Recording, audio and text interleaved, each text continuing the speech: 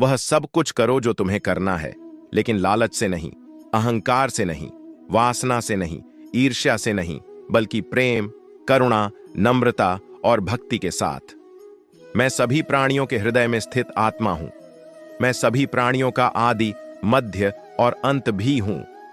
जो आप जो चाहते हैं उसके लिए नहीं लड़ते हैं, तो जो खोया उसके लिए मत रो। शांत रहने से सभी दुखों का अंत हो जाता है और शांत मन मनुष्य की बुद्धि को शीघ्र ही स्थिर करने में और परमात्मा से मिलन करने में सहायता करती है। हमारी आस्था की परीक्षा तब होती है जब हम जो चाहे वो हमें न मिले और फिर भी हमारे दिल से प्रभु के लिए शुक्रिया ही निकले। जिस मनुष्य ने अपनी जवानी में बहुत सारे पाप किए हों, उसे बुढ़ापे में नींद नहीं आती है। इसलिए जवानी बर्बाद न करें।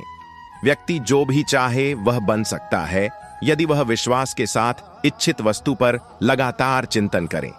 जो बात सच पर आधारित होती है उसे कहने, करने और मानने से हमें कभी नहीं डरना चाहिए। प्रेम सदा ही माफी मांगना पसंद करता है और अहंकार सदा ही माफी सुनना पसंद करता है।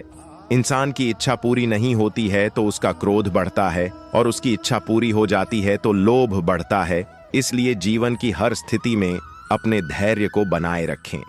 आज यदि आपके दिन बुरे दिन चल रहे हैं तो कल अवश्य ही अच्छा होगा। आप केवल निस्वार्थ भाव से अपना कर्म कीजिए।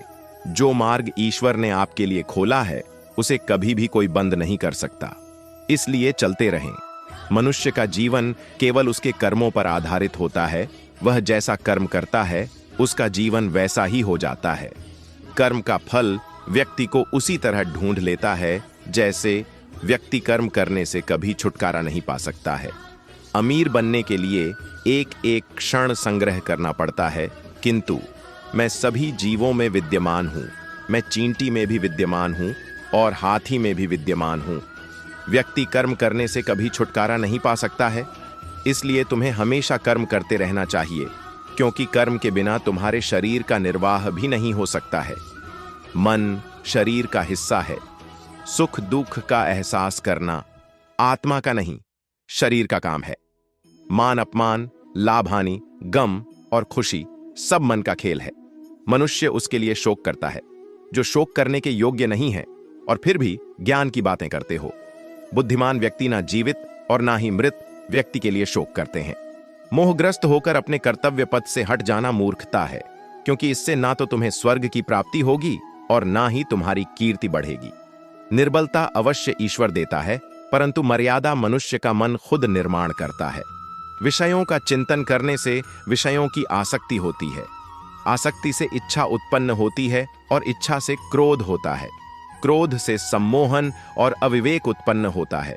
अमीर बनने के लिए एक एक क्षण संग्रह करना पड़ता है, किंतु अमर बनने के लिए एक एक कण बांटना पड़ता है।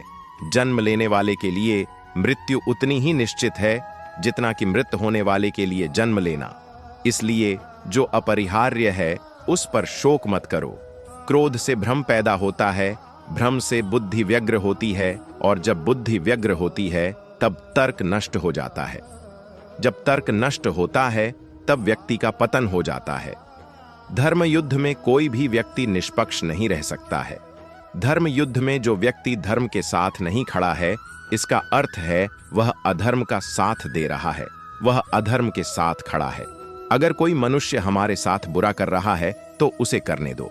यह उसका कर्म है और समय उसके कर्म का फल उसे जरूर देगा। लेकिन हमें कभी भी किसी के साथ बुरा नहीं करना चाहिए, क्योंकि यही हमारा धर्म है।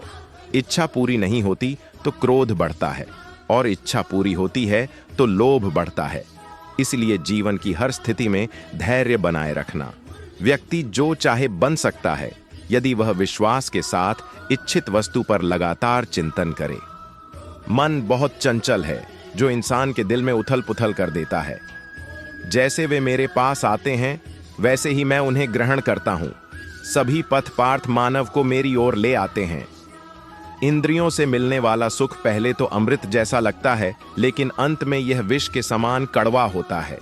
जब ध्यान में महारत हासिल हो जाती है तो मन हवा रहित स्थान में दीपक की लौ की तरह अडिग रहता है। हे अर्जुन, तीनों लोकों में मेरे पाने के लिए कुछ भी नहीं है। और न ही कुछ ऐसा है जो मेरे पास नहीं है। मैं अभिनय करना जारी रखता हूं, लेकिन मैं अपनी किसी जरूरत से प्रेरित नहीं हूं। कर्म मुझ पर इसलिए नहीं टिकते क्योंकि मैं उनके परिणामों से जुड़ा नहीं हूं। जो लोग इसे समझते हैं और इसका अभ्यास करते हैं, वे स्वतंत्रता में रहते हैं। ज्ञान की भेंट किसी भी भौतिक भेंट से बेहतर है, क्योंकि सब कामों का लक्ष्य आत्मिक बुद्धि है। जैसे आग की गर्मी लकड़ी को राख कर देती है, वैसे ही ज्ञान की आग सभी कर्मों को भस्म कर देती है।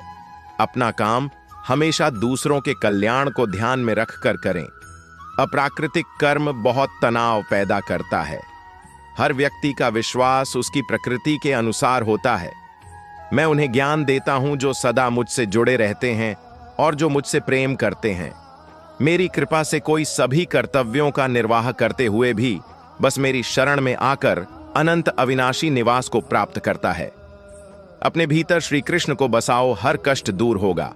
अर्थात सत्य ही ईश्वर है, अपने अंदर सत्य का वास रखो। मनुष्य की आवश्यकताएं पूरी की जा सकती है, परंतु